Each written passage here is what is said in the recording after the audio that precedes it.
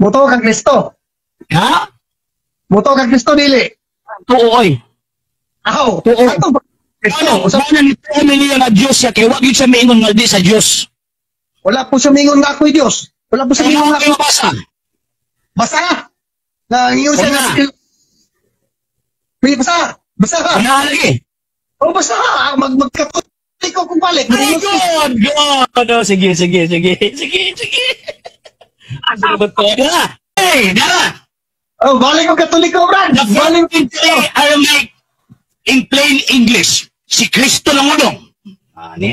Basahon na to. Imong ka, barogi na ang imong gisulti nga pag naay mabasa magkatoliko ka. Kaya kanang mo imong nga o nya dili tawag ang mutuman. Kanang noong gitawag og butanga. Iya na siya nga. Basahon ako. Ato na lang na. Okay, niya. Okay, Aramaic in plain English. Sa Gospel of St. John, chapter 10, verse 7, 9, 11, and 14. Okay. So, gipangitaan magkuni magbabasa, so mo provide ko karon og mabasa. Okay, niya. Ino dinas Katoliko, Aramaic first century Aramaic in plain English. O niya. Taas na mabasa. O niya. 1, 10, 7, 9, 11, o 14. Niya. Yeshua said to them, English na English. Ako ang natawag inyong gibasa is, hindi lang magug ka, na pag naapay mabasa sa Biblia, magkatulik ka.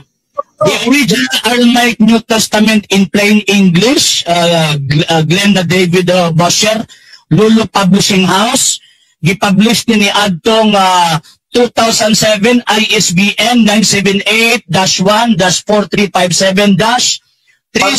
978-1-4357-3692-4. Bago lang.